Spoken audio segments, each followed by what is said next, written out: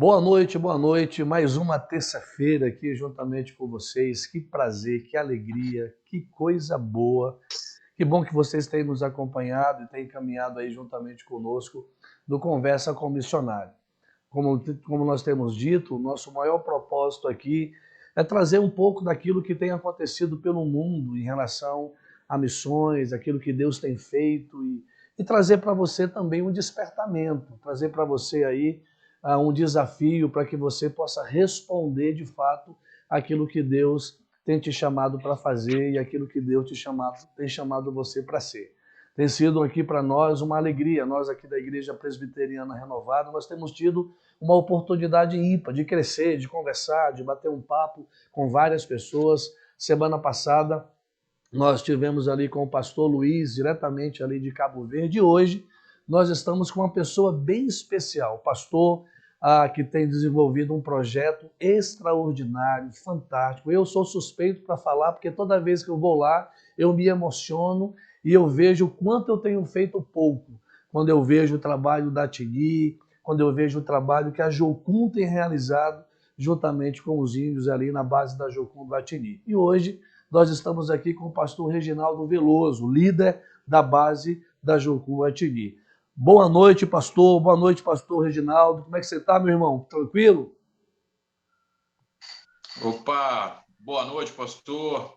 Tudo na paz, tudo tranquilo, graças a Deus. Estamos aí bem contente aí com esse trabalho agora e espero que a gente possa esclarecer aí para o pessoal que vai estar assistindo essa live, esse vídeo, o que a gente tem feito aqui entre os povos indígenas, né? Maravilha. Então, é um prazer enorme aí estar com você aí mais uma vez e poder compartilhar tudo que Deus tem feito. Que bom, Reginaldo. Quero começar aqui já para que a galerinha que está nos assistindo já quero perder muito tempo não.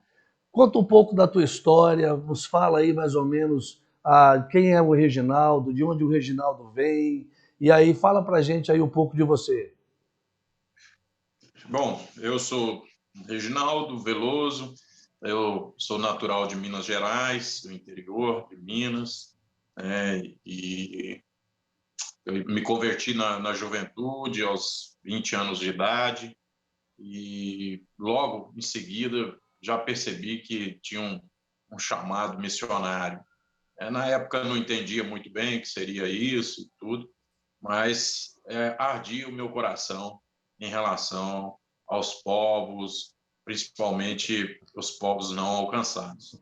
E aí fui, conheci a Jocum e fui para esse treinamento da Jocum, que inicial, que seria a ETED, fui para Curitiba. Eu não sabia que existia esse negócio de treinamento, imaginava que já ia embrenhar numa mata, coisa do tipo, né? Mas permaneci lá em Curitiba por um bom tempo, né? E logo depois o Deus aqueceu o nosso coração para que, depois que eu conheci minha esposa, casei, né? Deus aqueceu o nosso coração aí para iniciar um trabalho pioneiro em algum lugar que ainda não tinha uma base da Jocum. Então foi quando a gente foi orar e Deus nos deu direção para o Tocantins. E chegando no Tocantins, a gente não conhecia ninguém, nunca tinha pisado naquelas terras, e foi um desafio, uma loucura muito grande. Mas logo que a gente chegou lá, a gente já teve, Deus foi provendo todas as coisas, né? A gente Aleluia. já teve contato ali, alguém que soube que a gente estava lá e veio falar de uma nação indígena, de um povo indígena, que eram os Craôs. Os Craô que vive ali ao nordeste do Tocantins. E isso queimou dentro de nós para conhecer um povo que ainda não tinha, praticamente não tinha contato com o Evangelho. Então, a gente fez as primeiras visitas ali na aldeia e a coisa foi crescendo ali, a gente foi criando um laço, um relacionamento, e E assim, resumindo a história, a gente ficou ali um bom tempo, né, trabalhando com essa aldeia, fazia viagens para a aldeia, permanecia lá por períodos, né, depois voltava para a cidade e tal, passava um outro período na cidade. E houve um tempo que a gente percebeu ali, né, nessas aldeias ali do povo Craô, uma demanda muito grande, principalmente na questão de saúde ali das crianças, né? A gente assistiu ali crianças mesmo sofrendo por falta de recurso na área da saúde, né? O povo Craô vive numa região muito difícil, assim, né? Diferente da maioria dos povos indígenas no Brasil, eles não têm assim um rio onde possa tirar ali seu sustento, né? Uma água limpa ou coisa do tipo. Então, a história do povo Craô é que eles foram empurrados para esse local. Anteriormente, eles viviam, né, o sul do Maranhão, às margens do Rio Balsas, um lugar bem legal para cultivar, assim, um lugar bem interessante para a subsistência do povo.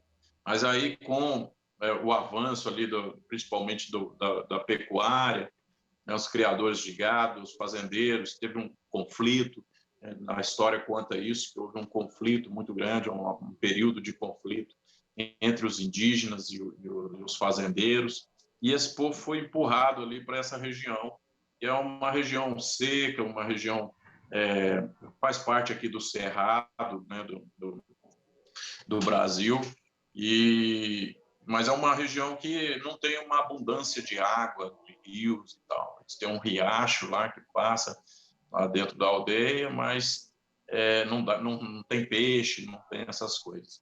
E aí eles, né, tiveram que aprender a lidar com aquela nova vegetação ali, novo território. E isso também, ali o Nordeste, ele tem um período de seca, né, muito agressivo, né? Então chove 6 meses sem chuva. Esse período da seca é um período muito difícil. O pessoal faz a sua alimentação dentro de casa com fogueira, né? Fogo a lenha, e aí isso também ali eles acabam inalando muita fumaça e tem a poeira, essa coisa toda. Então a gente começou a perceber várias situações ali de doenças por questões respiratórias. E isso atingia principalmente as crianças, né? E eu vi crianças morrerem por falta de cuidado, por falta de assistência, de prestação de socorro rápido, assistência básica. Então, a gente já tinha aqui um vínculo com a TINI, né? Depois a gente pode explicar melhor o que é a TINI, mas e aí foi quando a gente resolveu, então, a estreitar esses laços, já que a TINI ela tinha um viés mais também focado nessa questão da saúde da criança indígena.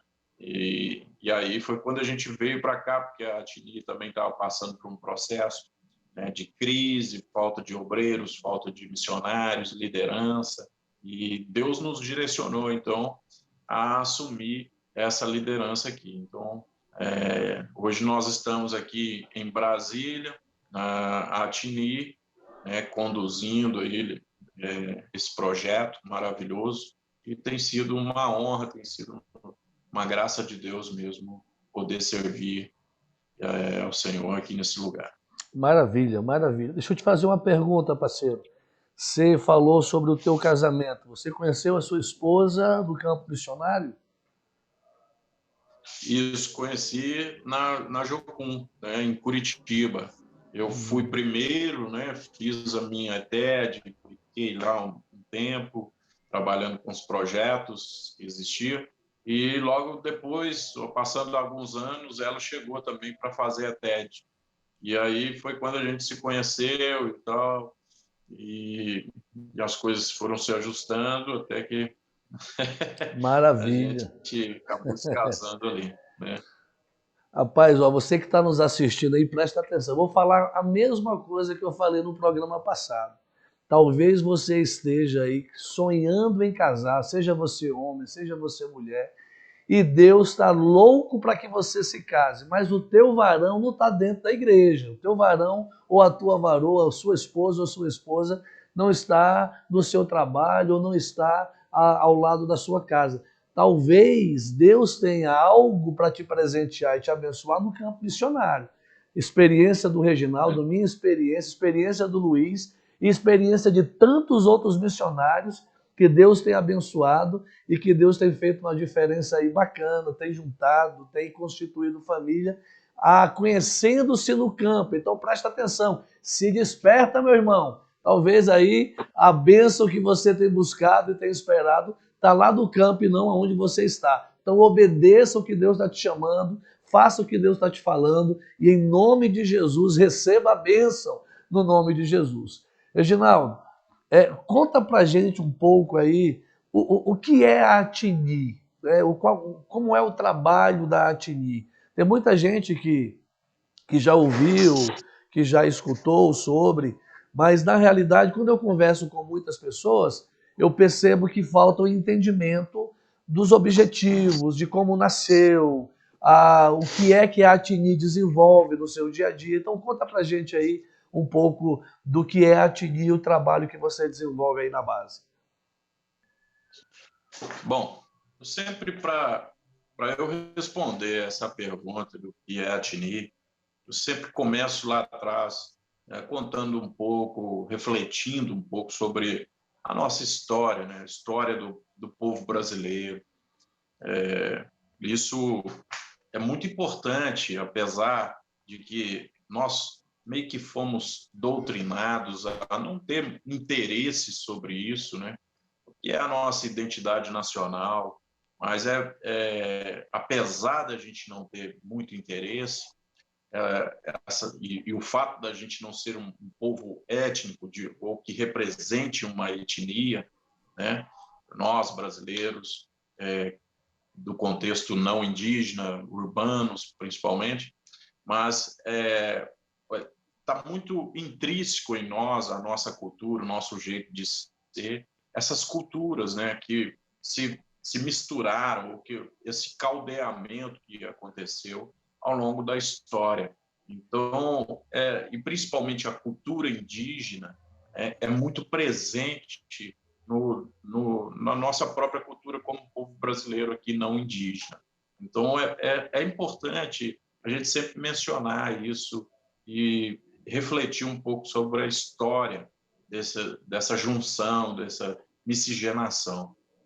E quando esses europeus, no processo de colonização, eles chegam aqui no território brasileiro, eles vão encontrar aqui, né, um povo que já existia aqui há milhares de anos, que é esse povo indígena, né? Mas esses europeus, eles chegam aqui, muitas vezes, eles vieram todo arrebentados, chegaram todo arrebentados. Essa viagem do continente europeu para o continente americano, aqui da América do Sul, principalmente, é uma viagem muito difícil, uma viagem que levava assim, meses, né? Então, esse povo, eles chegavam aqui doentes, cheios de feridas, eles chegavam aqui tudo sujo, magros, né? E quando eles pisavam aqui nessas terras e encontravam os indígenas é que os recebiam. O povo indígena, ao contrário, é um povo muito, no geral, amistoso, um povo que tem esse interesse de compartilhar, né, com o outro, ou seja, essa alteridade, isso é muito presente na cultura indígena no geral. Então, quando eles chegam aqui, o povo indígena é que vai cuidar dessa galera, que vai curar suas feridas, que vai alimentar esse povo, né? Porque, ao contrário desses europeus, os indígenas estavam aqui todos sadios, fortes, bonitos, limpos, né? Então, eles pegam e começam, o primeiro passo é alimentar esse povo, é curar esse povo, né? Então, isso representa essa sintonia, essa simpatia, né? Ou essa alteridade, né? Que é muito presente na cultura indígena, né? Então, com essa mistura, mas ao contrário dos indígenas, os europeus já chegam com é, uma ideia, já chegam com uma proposta de extração do que tem nessas terras, né? É até interessante, abrindo um parênteses aqui, nós recebemos essa definição aí de brasileiro, né? Brasileiro, nós somos brasileiros. Isso vem desde essa época aí, porque o sufixo eiro, né, de brasileiro, ele não é um sufixo para definir localidades ou lugar de onde você nasceu, né? Por exemplo, quem nasceu em Brasília é brasiliense, quem nasceu no Ceará é cearense, quem nasceu em Curitiba é curitibano. Dificilmente você vai ver esse sufixo eiro no final para poder definir localidade. Ao contrário, a gente vê presente nas profissões, né? Pedreiro, açougueiro, carpinteiro, né? E outras profissões aí que é muito presente esse sufixo eiro no final. E nós recebemos o brasileiro justamente por causa disso, né? Porque a primeira matéria-prima a ser explorada, nós sabemos que foi o pau-brasil, né? Então, eles, nessa época, eles precisavam, encontrando essa madeira de cor avermelhada, então eles identificaram a possibilidade, na época que as tecelagens, as grandes fábricas de tecidos na Europa estavam a todo vapor, né? Eles viram a necessidade de tingir esse tecido da cor vermelha, porque a cor vermelha era uma cor muito importante, que é a cor da realeza, é uma cor que tem um valor simbólico muito interessante. E aí o pau-brasil serviu para isso, né? Para tingir esse tecido lá. Mas eles precisavam de operários, de pessoas que pudessem extrair essa madeira, cortar essas árvores, carregar até os navios, né? Então, os indígenas foram os primeiros operários utilizados nisso. Por isso, recebemos o termo de brasileiro, porque brasileiro, a princípio, significava aquele que trabalha com pau-brasil, né? Então, nós, povo brasileiro, a princípio, recebe essa Interessante ideia, isso. trabalhadores de pau-brasil. Mas os indígenas, eles eram realmente esses brasileiros, né? E, esse processo aí de colonização ao longo da história, né? Foi se percebendo aí esse choque cultural. Então, a Europa, o povo europeu, já vinha com uma cultura já também milenar, uma cultura muito forte também, né? E quando eles se deparam com os indígenas aqui, eles percebem uma cultura completamente diferente. E até essa questão aí de divisão de raças e tal vem dessa ideia, porque quando os europeus começam a colonizar os outros continentes, tanto a América quanto a África, a Ásia, os europeus, por estarem num processo de avanço tecnológico a partir da Revolução Industrial, eles então se julgam superiores a esses outros povos, porque quando eles chegam lá na África, por exemplo, eles veem o povo vivendo de forma primitiva, né, cozinhando ali a fogo a lenha, né, vivendo em aldeias, e a Europa já estava construindo cidades, fábricas, essa coisa toda, já tinha ferramentas, já tinha tecnologias mais, digamos, avançadas. E aí, por isso, eles começam essa ideia de divisão de raça, por ser um povo de pele branca, né? Então eles falam, olha, os brancos são superiores aos outros, né? Então, no caso, os africanos, os negros, os americanos aqui, os índios, né? Os indígenas aqui, no caso. Então, por isso que tem esse que nós chamamos de etnocentrismo, né? É quando um grupo étnico julga, que é o pai do preconceito, é o princípio do preconceito, é o etnocentrismo. Quando um grupo, então, julga superior, melhor do que o outro grupo, né? E quando eles vêm, chegam aqui, isso acontece rapidamente. Então, veio a possibilidade de explorar, de manipular esse grupo já existente aqui, né? Então, com isso, também houve as relações, né? Então, esses europeus começam a trazer objetos que seriam interessantes para o povo indígena. Exemplo, machado, faca, foice, instrumentos, ferramentas que os indígenas julgou muito interessante ali para a rotina, para o trabalho e tal.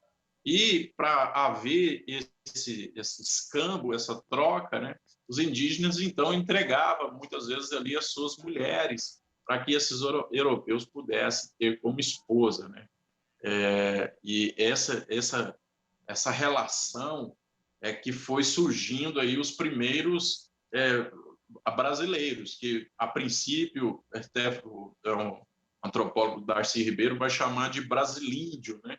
Que é o filho do europeu com a indígena, né? Então um camarada europeu ele podia ter aí 30 filhos, 50 filhos, porque era dado diversas mulheres indígenas para que ele pudesse ter como esposa, né? Essa relação ficou conhecida como cunhadismo, né?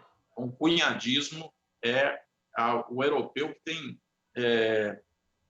um compromisso ali com essas mulheres indígenas, que era interessante para as comunidades indígenas, porque a partir daí o fato de você ter uma mulher indígena relacionando com um europeu dá o sentido de que aquele camarada ele tem uma certa obrigação com aquela comunidade, de proteção, de cuidado e tal.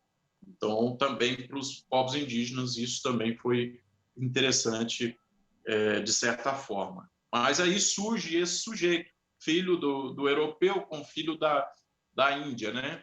E então, esse sujeito cresce e ele começa a ter uma crise de identidade. Quem sou eu, de fato, né?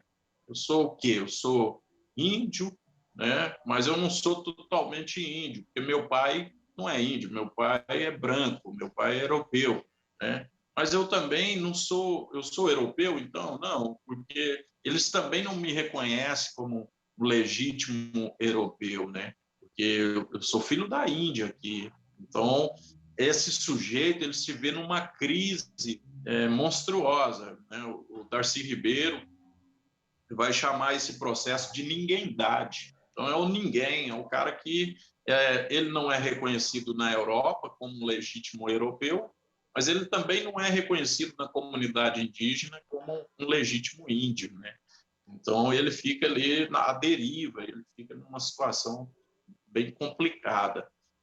E esse cara, então, mais tarde vem o processo aí de importação dos negros para o trabalho, principalmente aí na cana-de-açúcar, né?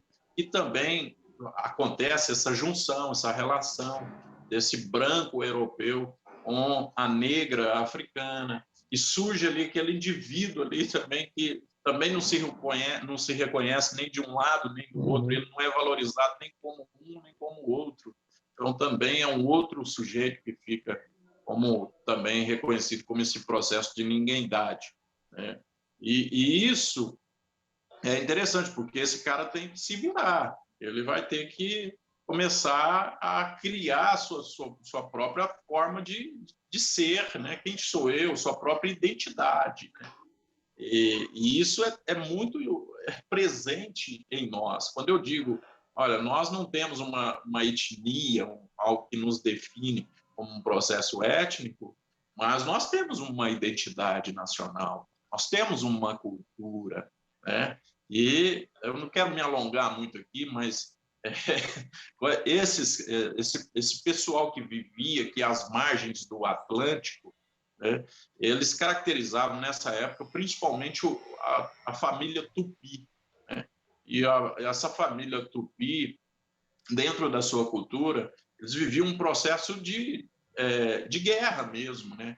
Uma etnia guerreava contra outras etnias. E tem, dentro dessa questão da guerra, existia um ritual chamado antropofagia, né? Que é diferente do canibalismo, né? Que o canibalismo se come para questão nutricional, para realmente matar a fome. A antropofagia é alimentar-se do outro no sentido de digerir as suas habilidades. Então, não come qualquer pessoa, come aquele inimigo que é forte, que é valente, que é inteligente.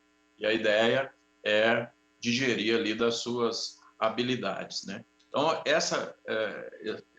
esse ponto cultural, ele era muito presente aqui nessa época, que esses europeus chegam aqui no início da colonização. Então, eles se deparam com essa realidade, o povo antropofágico. E isso, eu estou dizendo isso porque isso faz parte de nós, povo brasileiro. Nós também, de certa forma, no sentido figurado da coisa, né? A gente é um povo antropofágico. A nossa cultura é antropofágica, porque nós alimentamos aquilo que é do outro com muita facilidade, mas nós não fazemos igual ao que o outro faz. Nós digerimos e ressignificamos isso ao nosso jeito de ser, a nossa brasileiridade. Então, isso está muito presente aqui na nossa cultura do povo brasileiro. Verdade. E a cultura indígena, ela é presente na nossa rotina, né? Por exemplo, nós, povo brasileiro, tomamos banho todos os dias, né? Aqueles que não é muito chegado, mas a maioria gosta de tomar banho todos os dias, né? A gente se incomoda, assim, dormir sem tomar banho, Deus me livre, né? Um negócio desse. E de onde veio isso? Porque os outros países, países europeus, até os nossos vizinhos aqui latinos, eles não têm essa prática, assim, essa regra tão importante de tomar banho todos os dias. Mas nós temos isso porque vem da cultura indígena. O povo indígena toma banho toda hora, né? Então, eles fizeram uma atividade, suou, jogou bola, correu, trabalhou, foi na roça, terminou a atividade, vai para o rio se banhar, né? Acorda de manhã, às vezes muito cedo, 5 horas, 4h30 da manhã, eles estão lá no rio antes de qualquer coisa, vão para o rio tomar o banho, depois vai se alimentar. Então, isso é presente, isso é da raiz da cultura indígena, presente na nossa cultura. A alimentação, né, os derivados da mandioca, tapioca, farinha, todos esses derivados da mandioca vêm da cultura indígena, que está presente na nossa mesa também. Então, nós temos muito do que é ser indígena, né? Nós temos muito do povo indígena. Isso deve ser reconhecido. Eu sei que há um valor muito grande dizer, não, meus parentes, minha família veio dos europeus. Né? Mas por que a gente fala isso? Que veio dos europeus, né? Desde lá, não era interessante ser filho da Índia, não era interessante ser filho da negra escravizada. O interessante era ser filho do patrão, filho do dono, filho do branco, do europeu, né? E até hoje, você vê que é uma coisa presente até os dias de hoje, né? Poxa, não é interessante eu dizer que eu sou descendente de raiz, de matriz africana. Não é interessante eu dizer que sou descendente de indígena. Interessante eu dizer que sou descendente de algum europeu, né? Então, é muito presente na nosso jeito de ser hoje, né? Até aquela coisa que a gente costuma ouvir por aí, às vezes até dizer, você sabe com quem você está falando? né? É uma coisa muito da nossa cultura. Você não vê isso em outras culturas. Você vê isso na nossa cultura. Você tem noção com quem você está falando, né? Ou seja, olha, eu tenho alguém que eu conheço, né, que eu me relaciono, ou que tem um grau de parentesco, que é importante, que tem um cargo importante na sociedade. Isso vem de onde? Vem desse ninguémdade, esse sujeito que estava à deriva, em crise de identidade. E até hoje isso é presente na nossa cultura aqui, né? Então, o que eu quero dizer, agora fechando essa parte, existem muitas coisas em todas as culturas que a gente chama de prática nociva cultural. Então, o que é prática nociva cultural? É algo que está ali dentro que é prejudicial à própria cultura.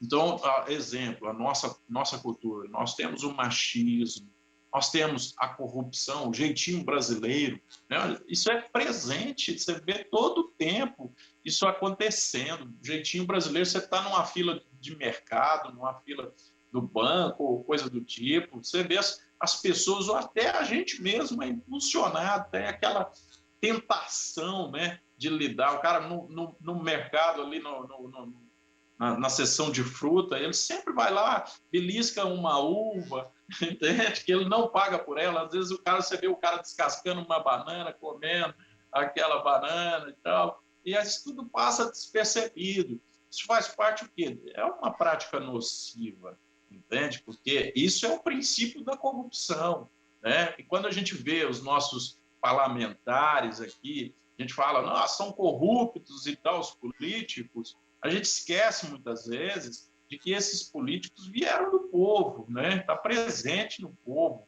Nós que elegemos eles. Então, é gente do povo. Então, a corrupção não está lá no Congresso, a corrupção está presente na cultura brasileira aqui, urbana, né? E isso vem desse processo aí de caldeamento, processo de colonização, processo, essa questão do ninguém, essa crise de identidade étnica, né? Então, isso é muito presente até os dias de hoje. E se tratando de prática cultural nociva, os povos indígenas e outros povos no mundo inteiro também têm práticas cultural nociva. E uma dessas práticas, né, entre os povos indígenas é o infanticídio, né? O que é o infanticídio? O infanticídio é a morte de criança, é você matar a criança, né? E esse infanticídio indígena acontece por motivos muitas vezes banais, ao nosso ver, a partir do nosso olhar, né? Que é uma criança que nasce com deficiência, filho de mãe solteira, gêmeos, muitas vezes um é considerado amaldiçoado, né? Ou fruto de adultério, né? Ou outras questões que são colocadas e aquela criança, muitas vezes ela é rejeitada até no processo já de gestação ali. E quando nasce, muitas vezes essas crianças são enterradas vivas. É uma coisa difícil da gente engolir isso, né? A gente vê isso com um olhar muito assim, poxa, que barbaridade.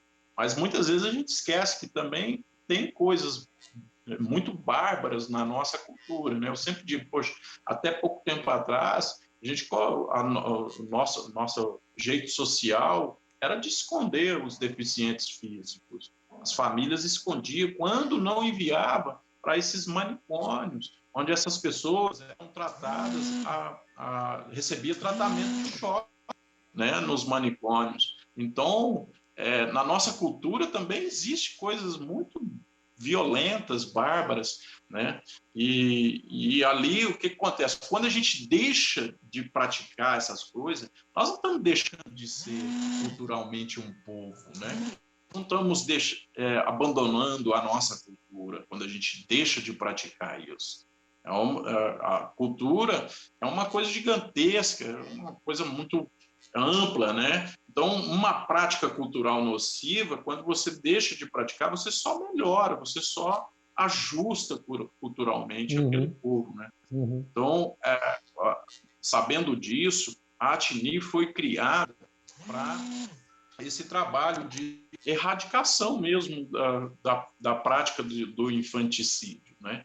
Então, a gente luta para que... Porque o que acontece? Muitas vezes, o pai, a mãe, ele não quer cometer esse ato, né? Ele pode até valorizar a importância cultural, mas desde que não aconteça com ele. Está acontecendo com outra família, mas quando acontece comigo, a coisa é diferente. Que pai, que mãe vai querer, vai fazer isso com facilidade? Não faz. Faz muitas vezes por pressão mesmo, cultural, ou da comunidade ali que está pressionando. Porque esse pai e essa mãe não tem para onde ir. Diferente de nós, que temos um parente que a gente pode recorrer fora daqui, eles não têm. Então, a ATNI foi criada para gerar esse acolhimento, essa proteção dessa família, né? Essa família que não quer cometer uma atitude dessas, ela tem para onde ir, ela tem onde recorrer. Nós temos uma chácara aqui em Brasília, onde a gente faz o acolhimento dessas famílias, insere essas crianças que têm alguma situação de saúde para se resolver, a gente insere aqui no setor de saúde, né, da cidade, onde elas recebem tratamento, são assistidas aí constantemente. Muitas delas conseguem ter melhoras, né, e até poder voltar para a sua comunidade depois. Mas outras não. Nós temos criança aqui que faz hemodiálise, né, todo mês. Como é que ela vai fazer isso lá na aldeia? O processo é muito difícil para ela chegar até a cidade, tem que pegar barco, tem que fretar uma caminhonete, enfim, andar na mata. É muito difícil para chegar até a cidade. Então, muitas vezes essa criança tem que viver aqui na cidade aqui para poder sobreviver mesmo diante dessas realidades. Então, a ATNI foi criada com esse intuito aí, né, de estar trabalhando aí em prol dessas crianças mesmo, dando voz a essas crianças. A ATNI significa voz na língua aí do Suruahá, né? E a Maravilha. ideia é essa, dar voz aí a esse povo que está em situação de risco e de vulnerabilidade. Maravilha. Primeiro, obrigado pela aula de antropologia missionária aí, viu? Porque foi uma aula aí maravilhosa. Inclusive, nós tivemos, no ano passado, nós tivemos um trabalho, uma escola de missões, né? E nós estávamos até atrás de um professor de antropologia missionária. Agora nós já temos aqui, viu? Oh. Nós já temos o nosso professor. Eu quero para encerrar esse tempo nosso, eu queria que você pudesse fazer duas. Primeiro, eu conversei contigo esses dias e você compartilhou alguns desafios, né? E dentre eles, um dos maiores, que é a questão de combustível, em relação para os carros que vocês têm, inclusive de manutenção até dos próprios carros. Eu vi os carros lá na base. E por que essa manutenção? Justamente porque, se você puder, ou depois ele vai estar falando o endereço, a gente vai estar colocando o endereço para você, fazer uma visita, levar, você que está aqui, no caso no DF, né? Você que está nos assistindo, a sua igreja aqui no DF, e você quiser se envolver, conhecer mais, aprender mais sobre o trabalho indígena e o trabalho da ATNI, você pode ir aqui e você vai ver o trabalho que ele desenvolve, e lá mesmo na base hoje mora dezenas de índios. E esses índios que ali estão, de várias etnias, eles são cuidados, estão ali justamente por causa da questão da saúde. E eles estão aqui em uma chácara no setor rural aqui do Gama. Então, a distância que eles percorrem daqui até o Sara, que é um dos grandes hospitais que tem aqui no DF, ou o Agarran, ou qualquer outro hospital ali no plano piloto, é no mínimo 100, 120 quilômetros que eles percorrem. Você imagina no preço do combustível que está hoje, essa loucura que está hoje Então a dificuldade, e não é só um paciente, ontem mesmo eu estive lá com eles, e ontem eles já estavam lá, amanhã já estão de novo, depois, ou seja, o dia a dia deles é essa cobertura, porque esse é o trabalho que eles desenvolvem, né, em relação a essas crianças. São mais crianças que eles atendem, levando para o hospital. Então, nesse preço absurdo que está o combustível, esse é um grande desafio que eles estão passando. No final, a gente vai estar colocando aqui o Pix, né, para você poder abençoar, para você poder contribuir, sei lá, aquilo que Deus colocar no seu coração. Mas eu gostaria de pedir você fazer agora duas coisas, né, João? Primeiro, compartilhasse com a gente as necessidades de fato. Eu sei que não é só essa que eu estou falando, essa é uma das que eu vi lá, mas compartilhasse conosco as necessidades hoje da Atingui e depois trouxesse uma palavra para o nosso pessoal, para o povo que está nos assistindo aí. Ok. Bom, como você bem já disse aí, pastor, essa tem sido a nossa maior demanda aqui, né, que é a questão do transporte. A gente tem uma média aqui de 3, 4 viagens semanais para esses hospitais, onde as crianças fazem consulta, fazem fisioterapia, né, e outras atividades aí nessas redes hospitalares. E esse distanciamento, por ser grande, né? Então, chega a ser 50, 60 quilômetros de ida, mais a volta, né? Então, e com a pandemia, o aumento do combustível, essa coisa toda que nós estamos vivendo hoje, isso nos atingiu bastante, né? A gente tomou aí, como se diz, uma flechada no peito em relação a essa situação aí. Então, a gente está tendo uma grande dificuldade para suprir essa demanda, que é do combustível e manutenção dos carros, né? Então, a gente tem uma Kombi aqui que ela está parada há 3 meses já, por falta de manutenção. Então, deu um problema no câmbio, né? E até agora a gente não conseguiu consertar isso.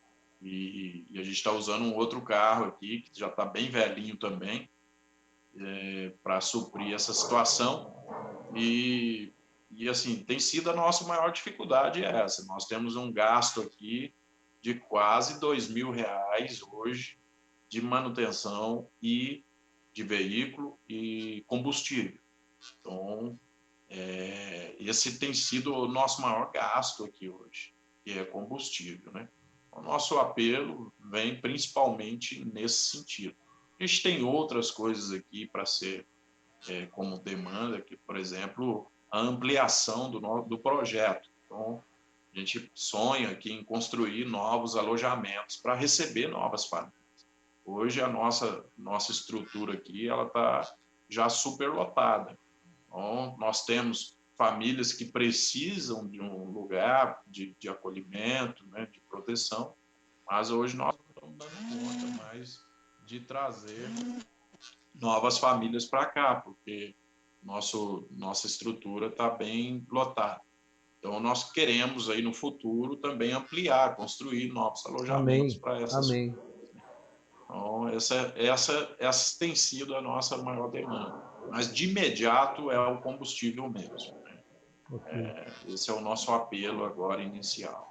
Então, você que está aí nos assistindo, você que está nos ouvindo, no final aí, né, vai estar sendo compartilhado aí o contato, o telefone, o WhatsApp, Pix do Reginaldo, né? E você pode entrar em contato, pode conversar com ele e no nome de Jesus você pode ser resposta a essas necessidades que hoje a Atini está vivendo. Eu tenho acompanhado, eu estava muitos anos fora e agora nós retornamos esse ano e o meu desejo é poder estar mais perto, né? Não só como pessoa, como missionário, mas também como igreja, a gente poder estar mais junto do pessoal ali, poder servir, poder somar. Uma coisa é orar, né? Outra coisa é ser resposta dessas orações. Agora, Reginaldo, dá uma palavra para a gente está chegando ao final do nosso programa. Obrigado, né? Desde já, muito obrigado aí pela tua participação. Eu sei que o pessoal deve estar aí na correria, todo mundo correndo, querendo uma coisa ou outra de você aí como líder. Mas eu queria que você deixasse aí um recado, né, do coração de Deus para o coração do povo que está nos ouvindo hoje. Amém. É um prazer estar compartilhando isso aqui com vocês. E a mensagem que eu quero trazer aqui nesse vídeo é aquela mensagem ali de Jesus, quando ele faz a multiplicação dos pães ali, que é um texto conhecido por todos. Eu acho muito rico esse texto, porque é um texto que chama atenção para vários pontos importantes. Primeiro é a situação ali, o contexto em que estava sendo vivido aquela história, né? Aquele episódio. Então, Jesus, ele acaba de receber ali uma notícia muito desagradável, né? Que é a morte do primo, a morte do profeta, a morte do sacerdote ali, o João Batista, né? Aquele que batizou o próprio Jesus. Eles tinham uma ligação muito forte, muito importante, e chega essa notícia de que João Batista tinha sido morto, tinha tido ali o seu corpo decapitado, né? E aí isso entristece bastante o coração do mestre, né? E a outra notícia, outra coisa que ocorreu na mesma hora ali, é que os discípulos, eles tinham também retornado ali daquela viagem missionária que eles haviam feito, onde Jesus tinha enviado eles para as aldeias, para os povoados, que eles pudessem um prático, né, que a gente conhece na Jocum. Então eles retornam dessa viagem ali cheio, coração cheio e cheio de vontade para contar para o mestre, o discipulador, tudo que havia acontecido, né? Poxa, imagina, eles querem contar, olha, nós no teu nome nós expulsamos demônio, curamos enfermos, pregamos o evangelho, enfim, né? Então Jesus ali faz um convite, falou, poxa, vamos para um lugar mais isolado, né? Para a gente poder ter um tempo entre nós e também para que ele pudesse chorar o morto ali, o ente querido, né? Então, Jesus fala, vamos para outra margem aqui do lago aqui, para a gente ter um tempo aqui só entre nós. E né, no que ele entra dentro do barco e eles começam a navegar ali para outra margem, o povo vê aquela cena, né? Então, o povo estava correndo atrás de Jesus ali, atrás das bênçãos mesmo, e das palavras de Jesus que Jesus proferia. Então, Jesus estava ficando bem famoso ali naquela região e nessa época. E aí o povo começa a correr atrás. Uns entram dentro de outros barcos, outros vão margeando ali o lago para chegar até onde Jesus ia ancorar. E aí Jesus chega do outro lado, e quando ele chega, já chega a multidão. Ele não teve essa oportunidade de ter um tempo a sós com os discípulos, nem para chorar o morto, a morte de João Batista, né? A multidão chegou, às vezes, até primeiro do que ele chegou. E aí, a Bíblia diz ali nesse texto que Jesus compadeceu daquele povo. Eu acho isso fantástico, muito rico, porque diferente de nós, diferente de mim, né? Eu, numa situação dessa, talvez eu diria, não, gente, agora não é a hora. Mas ele não, ele compadeceu do povo, começou ali a pregar o evangelho e curar os enfermos, né? Isso deu o dia inteiro, foi até o pôr do sol, ao ponto que os discípulos começaram a se incomodar com essa situação e falou, poxa, chegou um dos discípulos numa inteligência, numa visão racional, né? E disse, olha, mestre, cara, despeça o povo, né? Para que já está tarde, já é hora, já o sol já se pôs. Então, para que eles possam procurar abrigo aí nos povoados vizinhos e tal, e alimento. O povo está com fome. Jesus dá uma palavra nesse momento que eu acho assim, uma das coisas mais fantásticas. É que ele olha para esses discípulos e diz o seguinte: deem vocês mesmos algo para eles comerem. Né? E essa palavra, ela é uma palavra muito rica e muito é uma palavra que é muito presente. Eu praticamente consigo ouvir ele dizendo isso para os dias de hoje, para a igreja de hoje. Deem vocês mesmos algo para eles comerem. Né? Hoje nós vivemos um tempo de polarização política, nós vivemos um tempo aí de guerra, né? Nós vivemos um tempo muito difícil. E principalmente, nós vivemos um tempo em que colocar a responsabilidade no outro virou moda. Não, isso é responsabilidade do governo. Não, isso é responsabilidade né, do fulano. Isso é responsabilidade da liderança. Isso é responsabilidade do pastor. Isso é responsabilidade do missionário. Isso virou moda e acaba que cada um vai julgando a responsabilidade para o outro e nada muitas vezes acontece. Mas o que Jesus está dizendo é: deem vocês mesmos algo para eles comerem. Né? E essa palavra eu quero deixar aqui para todos vocês, para você que está assistindo esse vídeo. Né? Deem você mesmo algo para eles comerem. Se você tem um sonho, se você tem um plano, se você tem uma visão, se Deus te colocou algo no seu coração, é para você mesmo executar isso. Então, não fique colocando o outro nos projetos que Deus colocou para você. Né?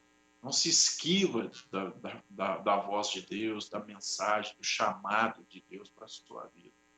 É você, é a pessoa que está ouvindo essa voz. Então, é você que tem que fazer. Ah, mas eu não sei, eu sou, né, eu tenho, a gente escuta muito isso, né? Se fosse há um tempo atrás, se fosse na época que eu era solteiro, né, a gente escuta muito isso.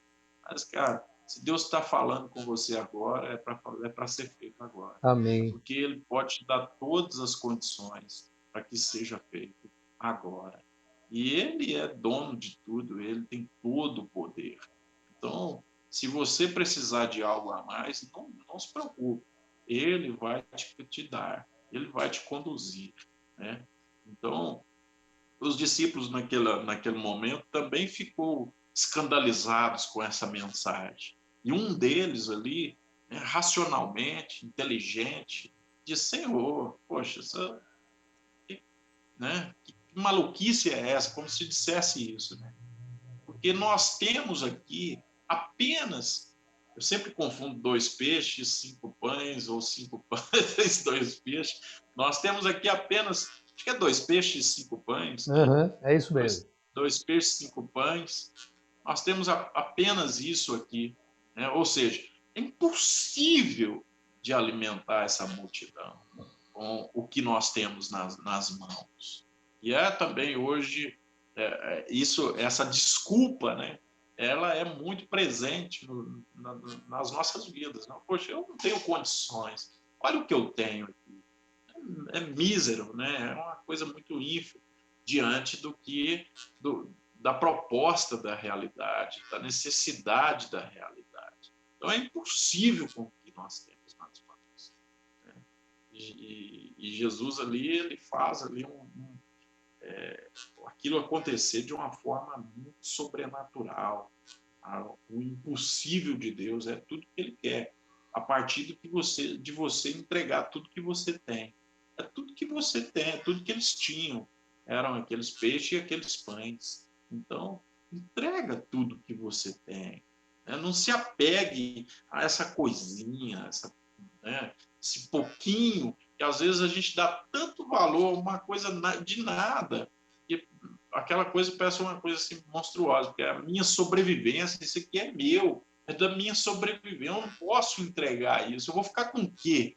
Né? Se eu entregar, eu vou ter o quê? A minha família vai sobreviver de quê? Né? Então, eu não posso entregar isso. Então, você se apega àquilo que você construiu, com muito suor, com muita garra e tal, mas esquece muitas vezes que Deus quer te levar a uma situação sobrenatural, a uma coisa fora do comum. né? Amém. Então foi isso que aconteceu. Quando Jesus fala, não, vamos fazer o seguinte, vamos organizar isso aqui, me dá o que vocês têm, divide o povo aí, né? E vamos compartilhar o que vocês têm, e vocês vão ver o que vai acontecer. E o que acontece? Então, aqueles pouquíssimos alimentos ali que não dava para alimentar, né, um pouco mais de meia dúzia, pensando racionalmente, alimenta ali mais de 5 homens, sem contar Mulheres mulheres e e crianças. crianças. Então, poxa vida, é isso que é o apelo de Deus para as nossas vidas. Deem o que você tem, para que Ele possa fazer com isso algo que você nunca imaginou que Aleluia. poderia acontecer. Aleluia.